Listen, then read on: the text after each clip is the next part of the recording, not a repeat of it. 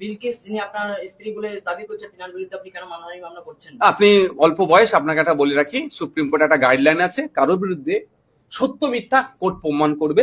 কারো ওই ধরনের কোনো মহিলা, নাবালিকা, নাবালক এই ধরনের কিছু ঘটনা ঘটলে তার নাম, ঠিকানা পাবলিক ডোমেইনে ডিসক্লোজ করতে নাই। হ্যাঁ, আপনি বাচ্চা অল্প বয়সী ছেলে, এখন ইউটিউব ধরে বলছেন, তো এটা আপনাকে মানে এটা শিখিয়ে দিলাম না, আমি আপনাকে গাইড করলাম।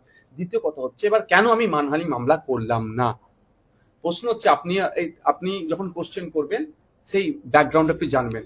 আমি আমার প্রফেসর স্যার আমাকে একটা প্রথম দিনে, উনি আমার মাস্টার যখন আমরা করছিলাম, একটা এসে উনি ক্রিটিসিজমের উপরে উনি করেছিলেন, পিএইচডি করেছেন। তো উনি আমাদেরকে একটা শিক্ষা দিয়েছিলেন, যে বিষয়ে আপনি সমালোচনা করবেন, আলোচনা করবেন, চর্চা করবেন, সেই বিষয়ে আগে জ্ঞান রাখবেন।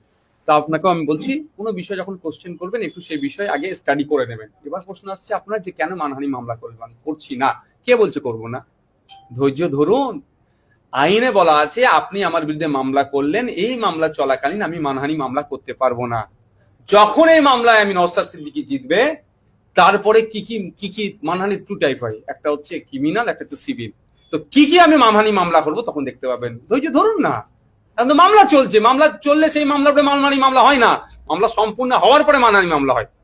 আর শওকত মোল্লার সাথে তো আমি মানহানি মামলা ডাইরেক্ট করে দিয়েছি। সে তো আমার বিরুদ্ধে একটা কোনো খুনের মামলা দিয়েছে ধরুন, সেই মামলার উপর আমি ডাইরেক্ট এখন মামলা করতে পারবো না মানহানি। বুঝতে পেরেছেন না? ক্লিয়ার করবো।